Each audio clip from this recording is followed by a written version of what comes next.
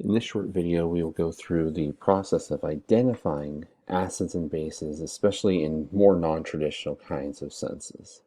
And so, to that end, we have traditionally identified acids as substances where in their molecular formula they have a hydrogen at the beginning of the formula. And we have traditionally identified bases as substances that have hydroxides in the end of their formula, kind of like this example here. And if we go by those definitions, that's called the Arrhenius definitions, those cover us a good percentage of the time. The problem is there are a good number of acid and base reactions that involve substances that do not have hydroxides, or maybe have hydrogens in an area that you wouldn't expect them to. And so for those, we use the Bronsted-Lowry definitions. Now, the Bronsted-Lowry definitions are more generic, they're more general. So anything that we identified previously as an acid or as a base would be an acid or a base in the Bronsted-Lowry system as well. But what this does instead is it allows us to kind of broaden our scope a little bit. So by definition, an acid under the Bronsted-Lowry definition is any substance that donates hydrogen ions to another substance. And that substance could be water, that substance could be ammonia, that substance could be a number of things. So we tend to call these proton donors for acids because of their ability to give up these H plus ions. And remember, an H plus ion is essentially a proton. If a hydrogen atom is a proton and an electron, if I take that electron away, all that is left is the proton. And so in this example here, we can see that the hydrochloric acid is giving a hydrogen to the ammonia here to make ammonium ion and chloride ion. Now, Bronsted-Lowry bases are any substances that accept protons. So we can think of proton acceptors as bases under this definition. Now, all of your metallic hydroxides would fall into this category. In this particular instance, ammonia would also fall into this category as well, because it is taking that hydrogen from the hydrochloric acid and adding it to its molecular structure, going from NH3 to NH4 plus. And so the difference between NH3 and NH4 plus is the addition of that one extra H plus.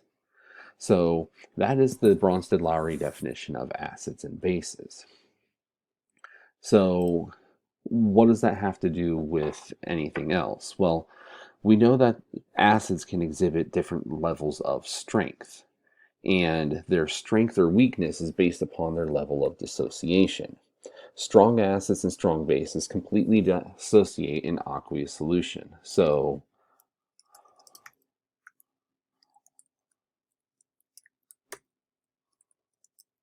in these cases, all molecular compounds are going to turn into ions in the cases of strong acids and strong bases. Whereas with weak acids and weak bases, what we get is partial dissociation. And that partial dissociation, which is usually less than 5% of molecules dissociating, means that the majority, 95% or more, of the ions will actually stay in their molecular form. Now, this particular distinction becomes important when we start looking at total and net ionic equations, because for total and net ionic equations, the things that are completely dissociated we will represent with ions in solution, whereas the things that are partially dissociated will actually stay in their molecular form. And so as far as your strong acids are concerned, there are really only 7. These 7 acids here, many of which you are familiar with already, are your strong acids. If it is not on this list, it is not a strong acid. So your strong acids are hydrochloric acid, hydrobromic acid, hydroiodic acid, chloric acid, perchloric acid, and then probably the most common ones that we find in the lab, your nitric and your sulfuric acids. So again, if it's not on this list, it's not a strong acid, and it's not going to dissociate fully. On the flip side, your strong bases, these are very metallic oriented and on specific groups of the periodic table. So you're talking about your alkali metal hydroxides, group 1A, your lithium, sodium, potassium, rubidium, cesium hydroxides. We're also talking about your heavy alkaline earth metal hydroxides.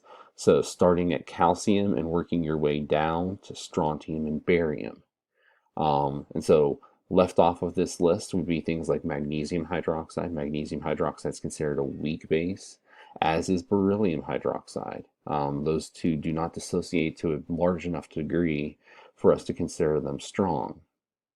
Now, on the flip side, some common weak acids and bases, things like hydrofluoric acid. So the covalent bond here is actually just too strong to be broken apart by water. So hydrofluoric acid dissociates very mildly compared to other halogenated acids. Things like oxalic acid, which are found in certain types of household products. Acetic acid, which is found in things like vinegar. Other organic acids that you could find, those are going to be weak acids as well, and they are going to have partial dissociations as a result. They're going to largely stay molecularized. Common weak bases, things like ammonia, your light alkaline earth metal hydroxide, so your beryllium and magnesium hydroxides, your group 3 metallic hydroxides, so things like aluminum hydroxide or gallium hydroxide. Those would be weak bases. Any of the transition metal hydroxides, those would be weak bases as well. So the general rule of thumb that you should use is if it's not on this list, it's not strong. So the focus of your work should be figuring out how to memorize, how to remember these compounds. And if you can remember these compounds, you'll be able to identify strong acids and strong bases pretty easily. So that concludes this video. That should help you a little bit with identifying acids and bases, and especially for those Bronsted-Lowry definitions, helping you to identify acids and bases in reactions that we traditionally haven't thought of as acid-base neutralizations. Have a good day.